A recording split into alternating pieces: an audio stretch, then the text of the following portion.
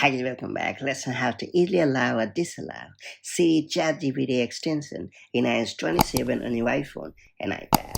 Apple continues to expand Siri's capabilities in iOS 27 by integrating AI-powered extensions, including ChatGPT.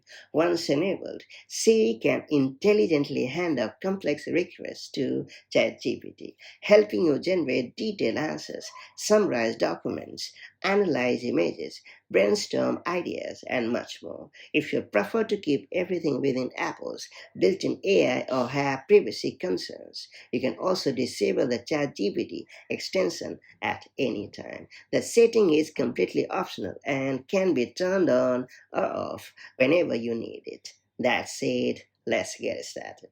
So first you have to launch the Settings app on your iPhone or iPad. After that, select Screen Time. Then you have to select Content and Privacy Restrictions. Then ensure that its toggle is active.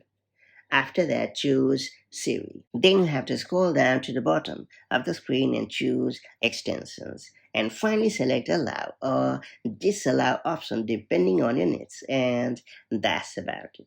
The Siri ChatGPT extension on iPhone and iPad gives you greater flexibility over how Siri handles complex requests. When enabled, Siri can ask for your permission before sending a request to ChatGPT or use it automatically depending on your preferences. You can also sign in with your ChatGPT account to access additional capabilities or use the service without an account where supported. If privacy is your priority or you simply prefer Apple's built-in intelligence, you can disable the extension at any time. Ensuring Siri relies only on Apple intelligence and on-device features. This level of control lets you decide when and how AI assistance is used, giving you a fully personalized experience that matches your workflow and privacy preferences. Now that you have unlocked this pretty handy feature, make the most of it as and when the need arrives, and